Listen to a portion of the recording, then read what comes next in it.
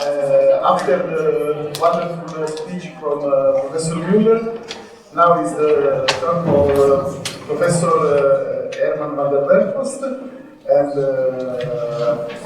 it's another approach, but the theme of the conference is the same, and I'm sure that the different approaches can integrate one each other and enrich our point of view.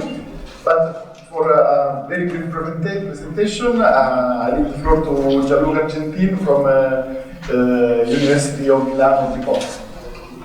Thank you, Orazio. I'm delighted to introduce Herman van der Werfhorst because to me it was a mythological name when I was a PhD student. I was working on social studies and inequalities, and there was this Herman van der Werfhorst that already published all the good ideas on the topic.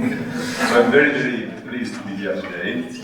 And Herman is professor of sociology at the European University Institute in Florence.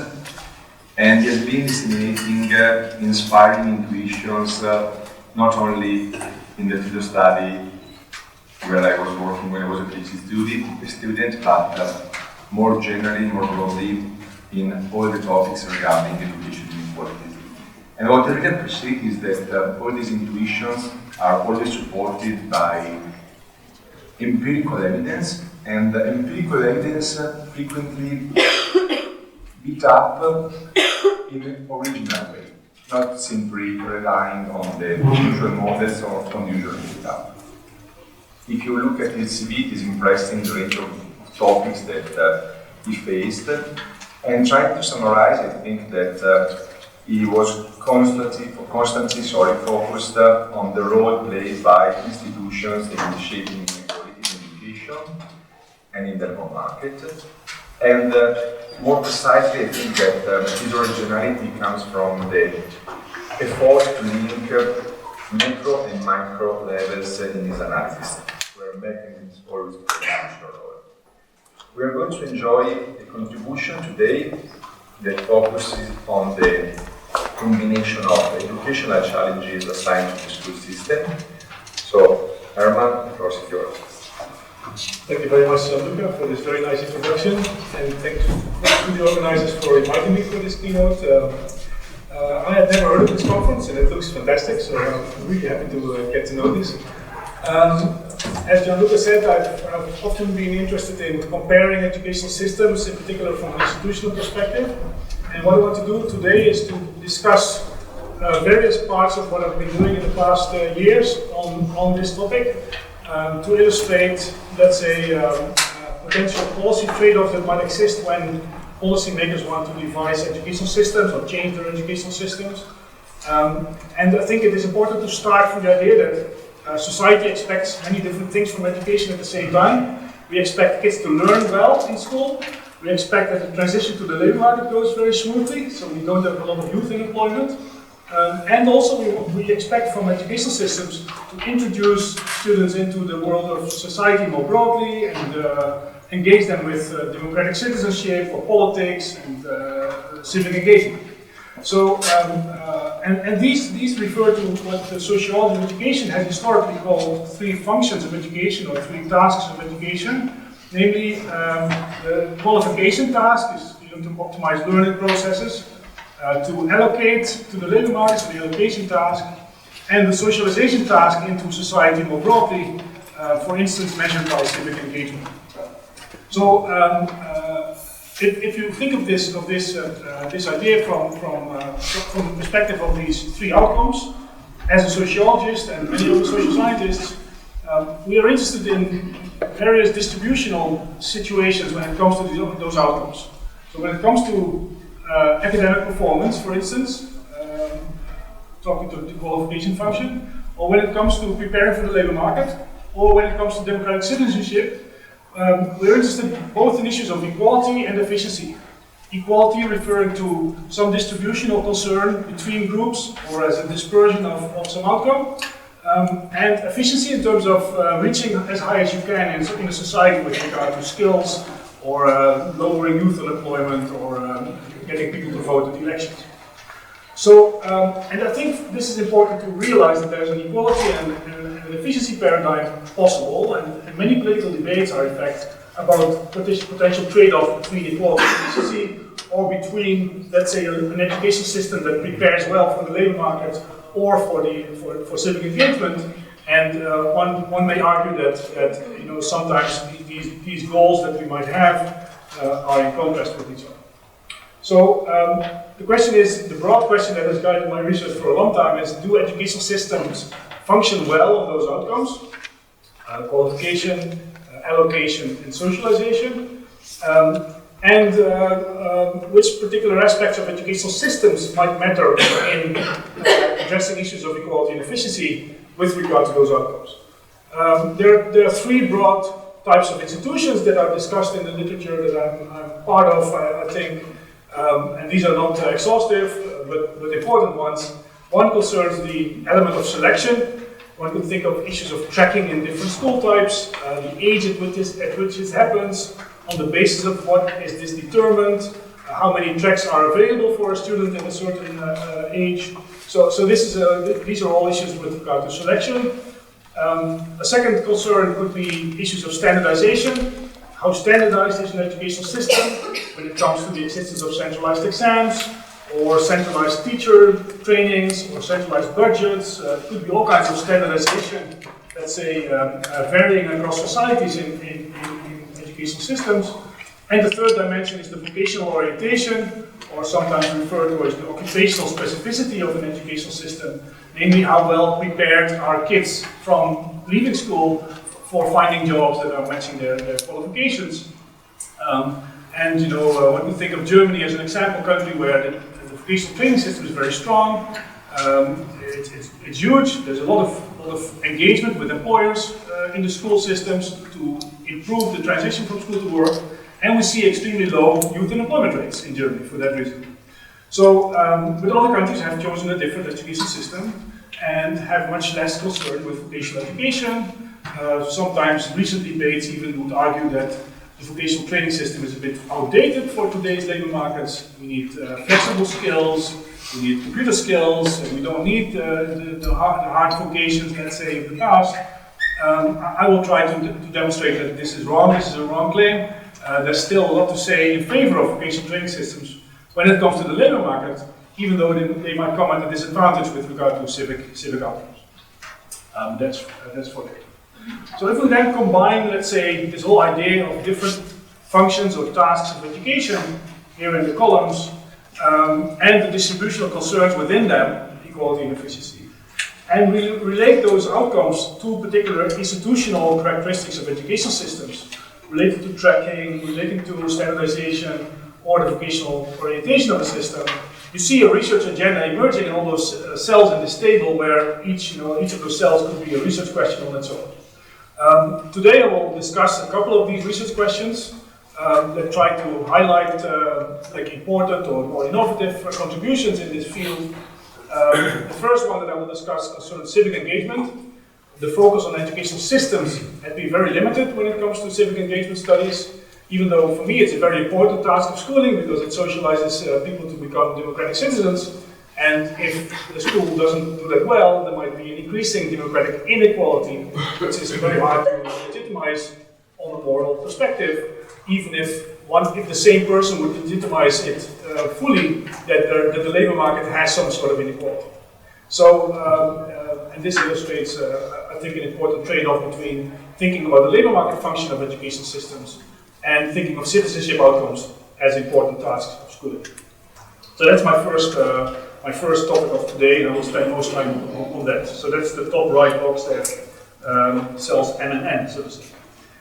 Then secondly, I will look into the labor market and look into the vocational training system in relation to labor market access. So I will try to discuss a few claims that have been discussed in the literature that argue that the vocational training system is no longer up to date for today's labor markets, and I will try to dispute those claims on the basis of some evidence. And thirdly, I would like to present some new work that I've been working on relating to selection and tracking, in particular, in relation to both school performance and the labor market because I studied the whole process of social mobility in relation to social origin, education, and destination, and whether tracking has an impact on that intergenerational mobility process. So those are three, let's say, topics that I will discuss. My aim is to bring this all together once in a book. So, in fact, that's my task at the EOI. Presentations like this also help me to structure my own thoughts. Please help me get my mind clear if you have any ideas. Okay, so today I will discuss three broad research questions. How is early tracking related to civic engagement? Is a strong vocational education and training system still useful for a good transition from school to work? And thirdly, do education reforms with regard to labor tracking, and I'll also discuss compulsory schooling reforms.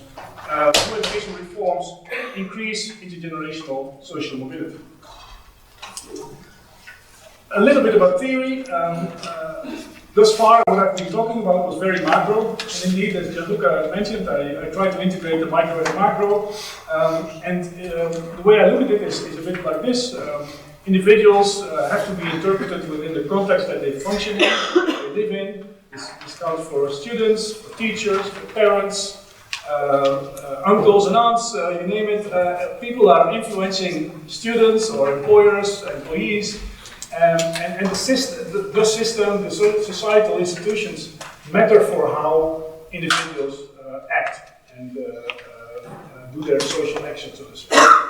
And basically, I try to integrate some sort of a social action theory that tries to rationalize behavior from individual viewpoints, that are individual agents that have to make choices in their career or in their school career, or recommending something to the student if it was a teacher, or the parents who might be engaged with the children's education.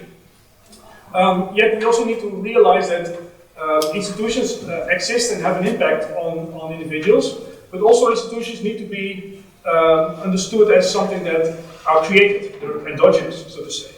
And that process is not so strong in my field, I think. It's concerned with how institutions take shape and how society takes shape in a way as a consequence of these processes. And one way I'm looking at it is by looking at legitimation of inequalities. So inequalities can only exist and maintain to be existing if institutions that create them are legitimized. In short, I have a rational choice kind of approach, but with a strong concern with beliefs. So very, let's say, a culturalized rational choice kind of model.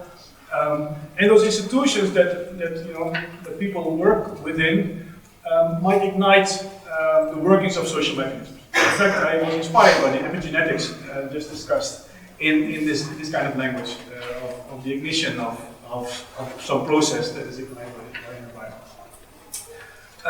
And thirdly, institutions are legitimized, as I mentioned before. Okay, so let's go to the first research question about tracking and civic engagement. I will show you results on two different studies that I've been doing. One is published, and that's comparative. Or, no, in fact, two are published and comparative. And the second approach, second or third paper, I guess, is in the making, and is based on a longitudinal database in the Netherlands. So we have longitudinal high school data, students followed over time about their democratic engagement. So that gives us some idea of the tracking effects, or the tracking selections in particular, when it comes to civic outcomes. So first I will try to understand whether there are stronger differences in civic engagement in systems that track more, where students are tracked earlier and more rigidly, and there's more different options. And I look at young adults in the European Social Survey for this. And also do some longitudinal study comparatively where the variation exists between two different types of data in the length the students have been tracked. I'll show you in a minute. And then the second concern is really about developments at the individual level using these panel data that we've collected in the Netherlands. Where I'm particularly interested in the differences across tracks in the Dutch system in terms of civic engagement of the students. And also whether the context of the school matters in the sense of how many students are brought together of different tracks in the same school. Schools differ a lot in the Netherlands in how many tracks are offered. There are these single track schools, both at the academic level and educational level, but there are also mixed schools. And some theories might be upheld that mixing students might be good for mutual understanding, talking to each other, so there might be an increase of civic engagement in those schools. But then, of course, we should not only see that at the first year, but we should see that grow over time, over the years that they're in high school. And my results are a bit disappointing for that thing, I think. Okay, so this is the comparative work that I've been publishing some time ago already, in Comparative Education Review, where indeed you see that on the horizontal axis there's some sort of tracking index that we created that categorizes countries on the basis of how strongly and rigidly education systems are selecting students, at what age this happens. So you see a high score for Germany, the Netherlands, Belgium, Slovakia, Czech Republic, Hungary. So these are systems that are quite strongly tracked on the right-hand side. And on the left-hand side you see Scandinavian countries in particular with low level of tracking, late tracking in particular. The comprehensive system is quite prominent there. And I don't know where Italy stands, I must confess with this index. Anyway, so and what you see is, so on the vertical axis you see a gap in the European Social Survey, the young adults in the European Social Survey, let's say early 20s, between those who did a general education and a vocational education as their highest qualification. And you see that the gap is larger in societies that have tracked the students more before they entered the European Social Survey, so to say. So this illustrates that, suggests at least that tracking systems might magnify differences across education groups in civic engagement. And we did something longitudinal, but not at the individual level, when we compared educational systems that track students longer or shorter between two types of data. One type of data collected at age 14, civic engagement data collected among 14-year-old students, and the same kinds of items that are asked in the ISSP survey among adults, and again, the young adults here. And you see that overall, the first line you see a positive coefficient, which means that over time you see an increase in civic engagement among students between age 14 and early 20s. But you see that growth is less strong if students had been in a system where the tracking was longer. So that illustrates again, in line with my previous finding, that tracked systems might magnify inequalities or might especially be detrimental to civic engagement at the bottom of the distribution. So these are comparative findings, but now it might get a bit more interesting when we look at the panel data for the Netherlands. So we collected panel data, and we are currently in the last year of data collection of 6 years of high school data, from age 12 more or less till age 18, which is the total length of high school in the Netherlands. So students go into different tracks at age 12, in grade 7, and from that grade on, we have followed students from October in the first year, so really when they started high school, until the present year as the last year of data collection. I will show you results of 4 years of data, because in the 4 years of data, the first 4 years, everybody's still in that high school that normally that they would enter, because after the 4th year of high school, so grade 10, students can fan out to different types of vocational schools, leave school, so it's a bit more difficult to study those higher grades. So I look at grades 7 to 10. So we have about 4,000 unique students. On average, they take part in 2.1 waves. So we don't have students, we have students, but not all of them were there all 4 years, as you would understand. But this is the way we collected them. So the main question, if my previous results were seriously criticizing the track system when it comes to civic engagement, one would expect that the track differences not only exist as we observe it in some observational data, but that they would magnify over the years of high school, right? They should not be as large at the moment they entered high school as they are after 4 years of high school, right? If tracking really is detrimental to if early tracking is detrimental to civic engagement of the, let's say, the lower tracks, one would expect the gap to increase between tracks, between the first year and the fourth year of high school. So that's one question that I'm trying to address. And the second question discusses more the middle school or the mixed school idea that we also have a lot of schools that bring tracks together, especially the first year or the first 2 years.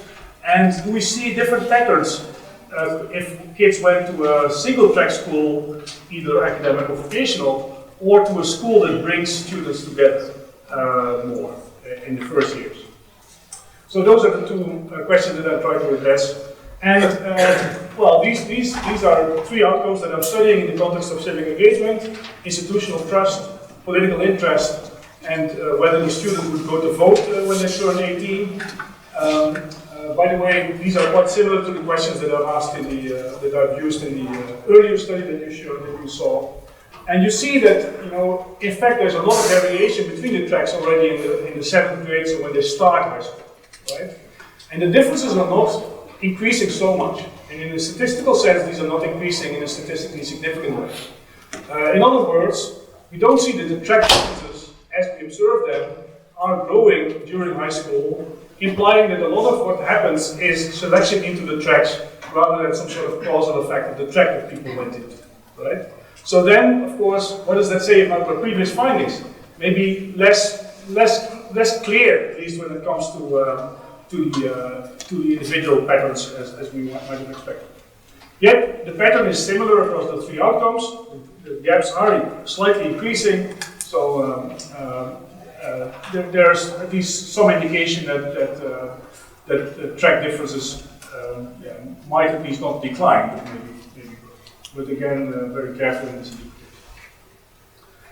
And now, looking at these different types of schools, so on the top you see one-track schools.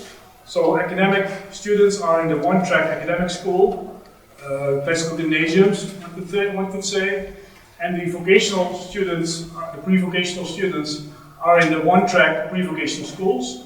And here we look at the same trend over the grades across those two tracks. We don't see, we see in fact that indeed in the mixed schools, students are more similar across tracks when it comes to civic engagement than they are in the single track schools. Yet the difference is not changing so much over the grades. So also this seems to be more an issue about selection, who goes to those mixed schools rather than the academic schools or the pre-vocational schools, rather than the causal effect of the school track or the school setting in terms of mixing the students related to those outcomes. So again, this is not so much evidence for a growing trend, it's really evidence of selection processes being quite relevant in the context of school tracks. Okay, so let's go to the second research question, which is about vocational education and the labor market. Some have argued, in particular Hanushek, the famous economist from Stanford, that vocational training systems are outdated. They no longer work well for today's labor markets because skills are outdated soon because of technological innovation. Rather, we need flexible skills, and a vocational training system that tries to maximize or optimize the number of students going into the vocational training system is a bad choice for a policymaker. That was the claim of Hanushek. And we test the hypothesis and we don't find evidence. So we find that in terms of systems, vocational training systems still do quite well when it comes to the likelihood to be employed across the career. Then secondly, we have also developed a new approach to studying the school-to-work linkages by looking at how strongly sorting our educational programs, not only in the vocational schools but also in universities, into a particular set of occupations. You can imagine if you study medicine, it's quite likely that you will become a doctor. So every student in medicine almost will enter one occupation if you look at the occupation of doctors as one occupation. Right? So, and that is quite different from somebody studying social science and social work. They might end up in many different types of occupations, meaning that there's a less clear linkage in the sociology programs than there would be in the medical school. So we could study linkages and see to what extent linkage benefits students in terms of labor market outcomes, in terms of wages, for instance, or finding a job. And then both of these results would indicate that strong linkage is a good thing. It helps students to find jobs and to have higher wages.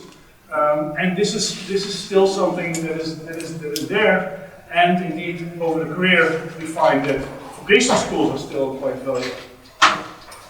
So with regard to vocational schools, these are two lines that represent two types of systems.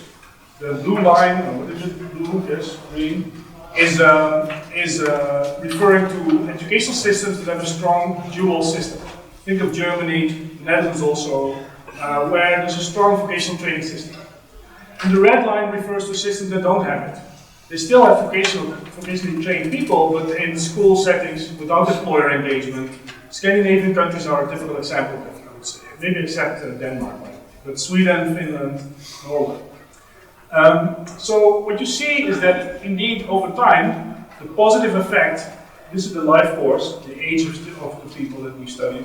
Over the life course, we see that the positive effect of being in a vocational training, being in a vocational qualification relative to general education, diminishes to zero for those in the German type systems, right? So at the beginning of the career, those with vocational qualification are more likely to have a job than those with general education. But that advantage disappears and becomes zero. However, if you look at the red line, the advantage at the beginning of the career in the non-Germanic model, let's say, is less strong, less positive, and it turns negative. It becomes really negative in the sense that if anyone would lose out over the life course, it would be those with vocational qualification in a non-vocationally strongly vocationally developed system.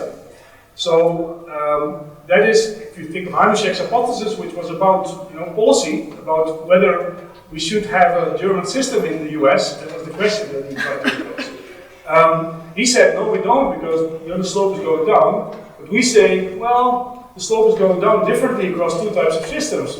And in fact, the German system is not doing so bad, if you look at the later group. So this is based on the PIA data. And then notice this approach that I mentioned. So now we look at this funneling of educational programs into a narrow set of occupations. So we have variation within countries and between countries in how strongly linked an educational system is. So we studied Germany, France, and the US, and indeed Germany is the most strongly linking society.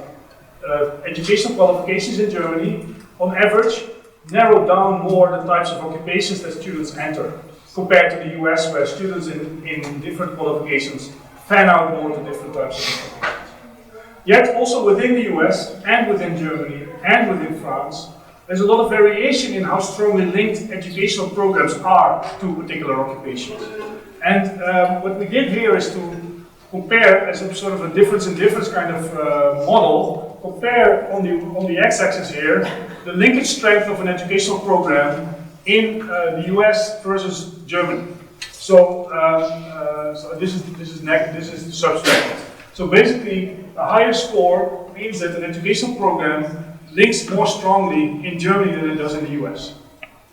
And on the vertical axis, you see the differences in the earnings across those people in the same program across those different societies.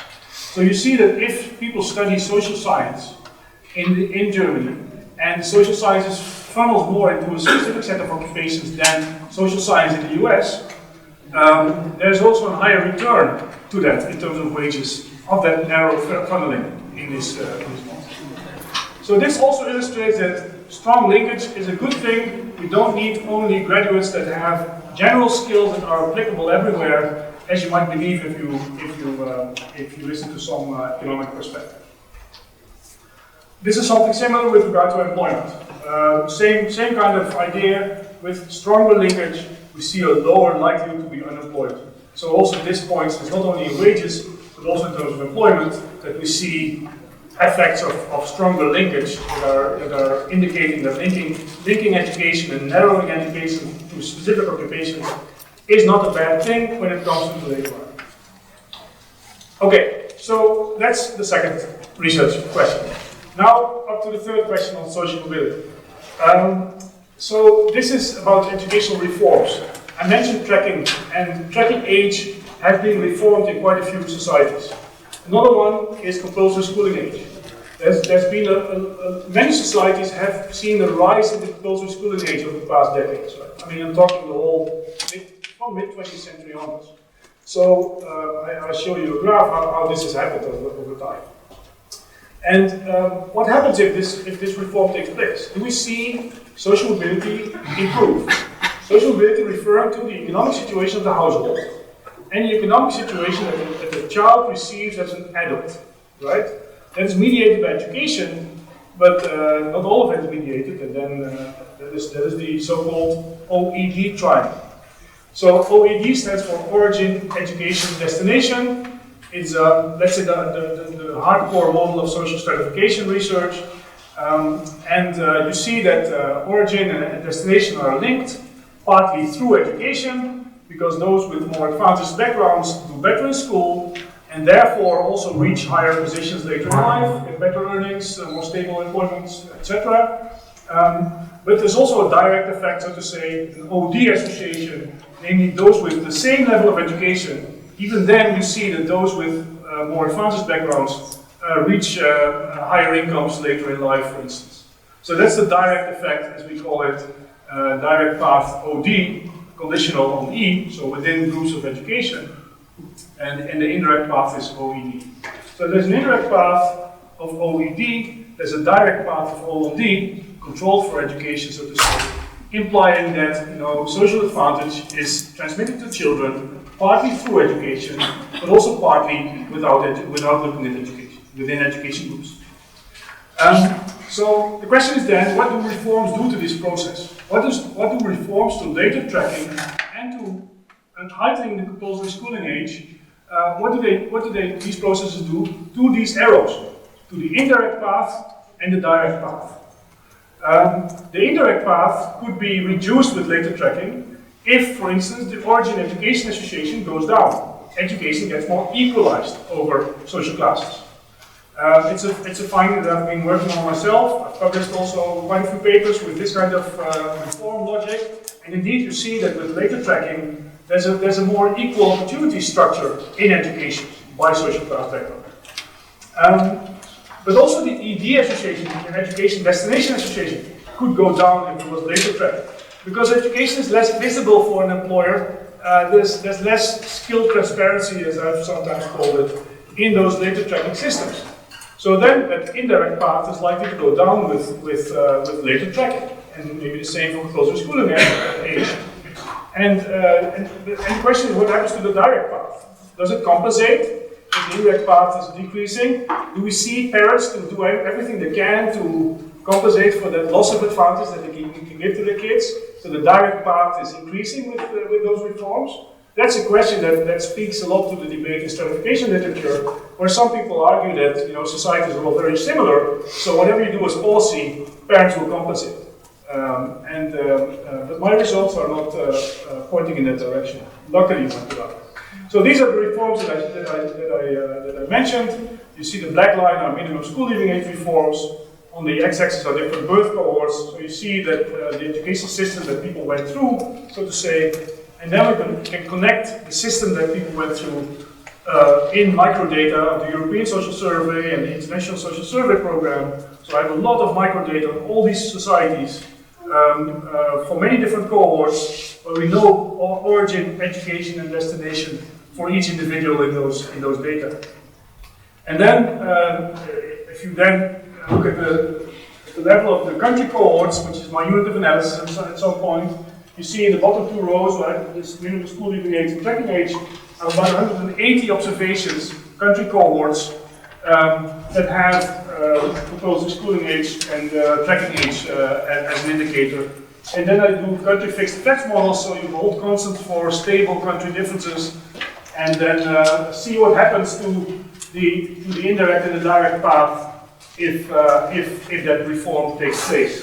So the total intergenerational persistence is 0.29, meaning that the regression coefficient of predicting someone's economic position by someone's social origin economic position is 0.29, and is distributed between 0.14 for the indirect path and 0.15 for the direct path. So it's about 50-50, these two paths. And then you see on the top graph what happens to those coefficients if, or those associations, if reforms take place towards later tracking or to heighten the compulsory schooling age.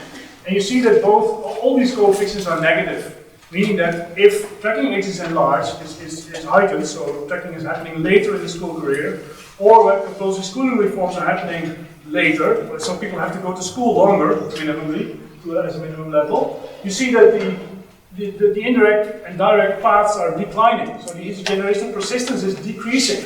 So the association of coming from a rich family to become rich yourself is decreasing in those societies that have more equalized their education systems. And that is really in line with the idea that there's no compensation by parents that might want to try to compensate for policies that change. Policies matter, and you don't just change the education equality, but they change the whole social mobility process.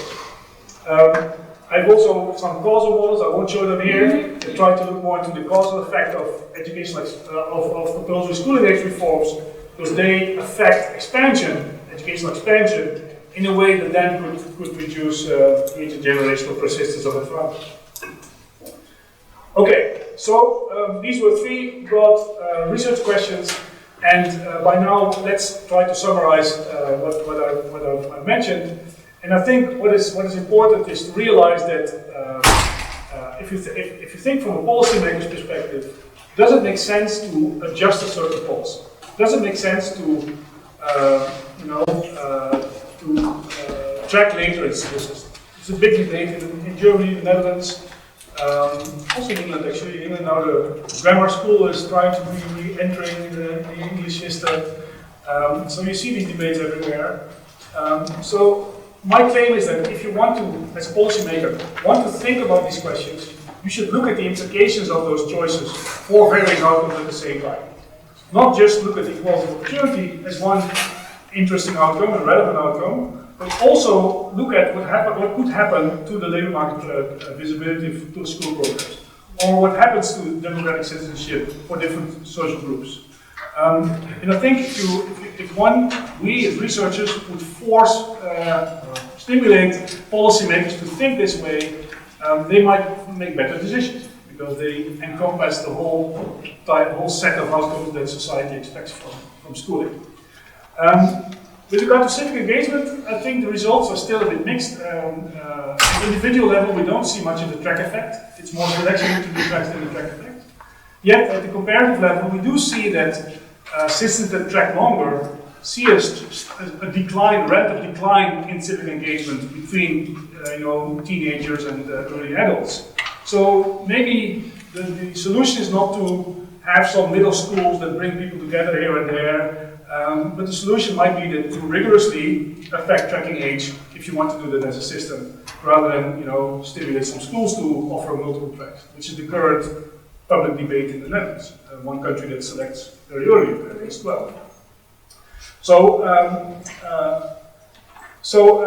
then of course you might think of all kinds of other institutional characteristics that I have not discussed. I didn't discuss much about standardization today, but there are other ones that are not even in my schema.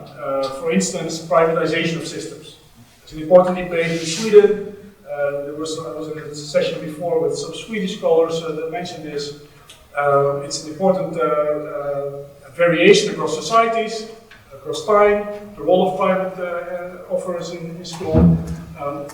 We haven't looked at early childhood education. It's also very different across societies, how that is organized and how accessible it is for everybody. I mean, being in Italy, this is a very common fact, right? That it might be different elsewhere. So that could be another system characteristic that needs further scrutiny. And lastly, maybe it's important to realize that I've also not been fully exhausted in the functions that schooling has, the tasks schooling has. Especially in the philosophy of education, there's an important claim that education should let people flourish as individuals. So, personal development is maybe the most important goal of education. And it's not about getting them to a job, or getting them to vote at elections, or getting high math skills. It's about personal development, a very individualized notion of personal growth. I totally agree with that claim. So there's more than the societal functions. But from a societal perspective, it might be important that those three are the most important tasks of schooling, at least when you think of public policy. So that's my contribution. Thank you.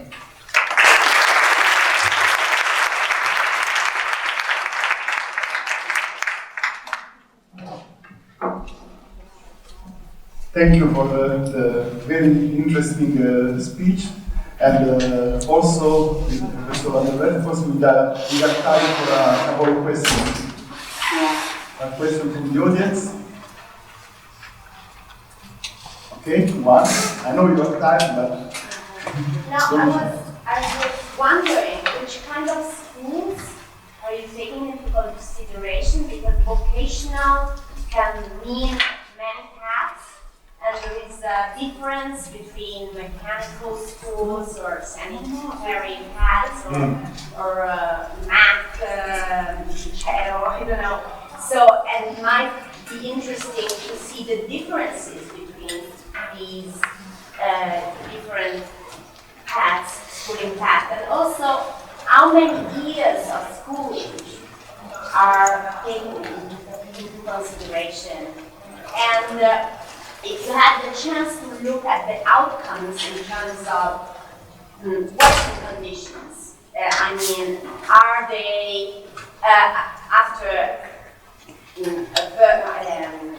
finishing school, are they ending up in a precarious trajectory, or are they having a stable job, and which salary are they having? Because this could be interesting to see then also the link eventually with civic engagement. So these are all relevant questions. I mean, there's a lot of variation within any educational category, right?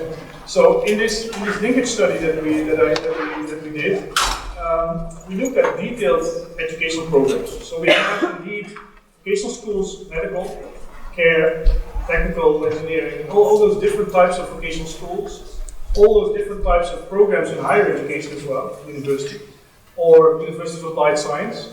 So we try to have very detailed educational categories. Each of those categories, we measured how strongly sorted people are into labor.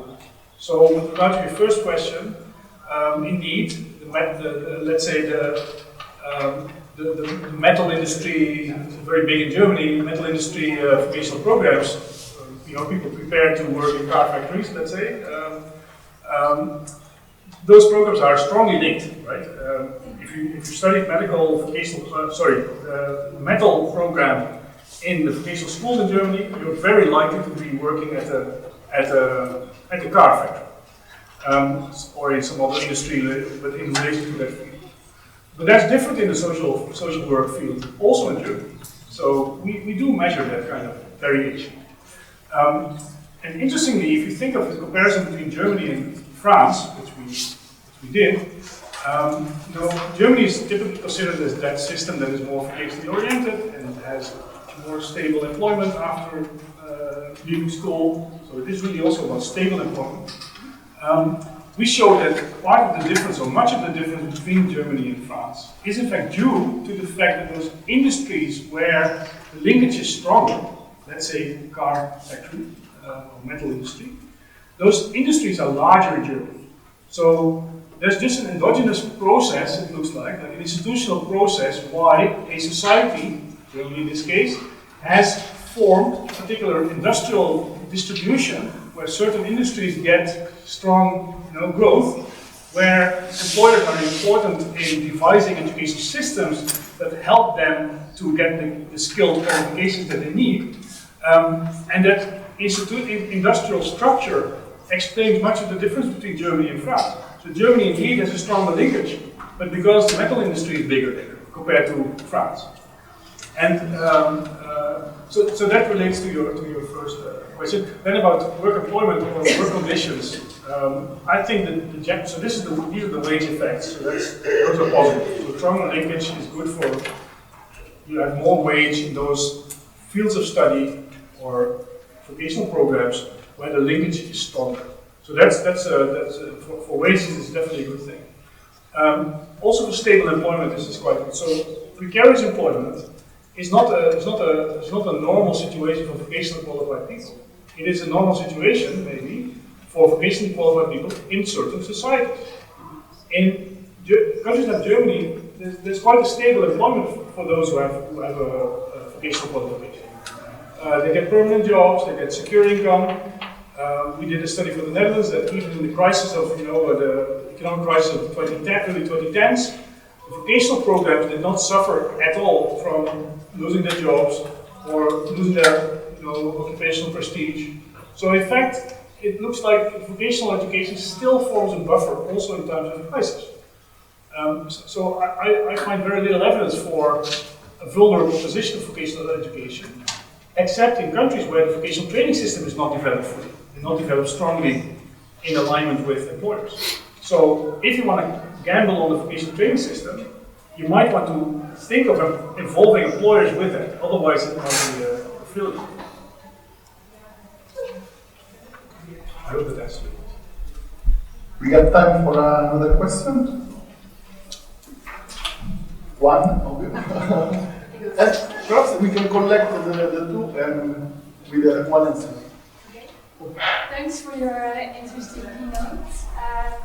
As you know, in the Netherlands, the advice at the grade 6 of primary school has changed, favoring students with a low socioeconomic position. But I think the result is that more students end up in the upper classes. So I'd like to hear your opinion about it. I would like to question.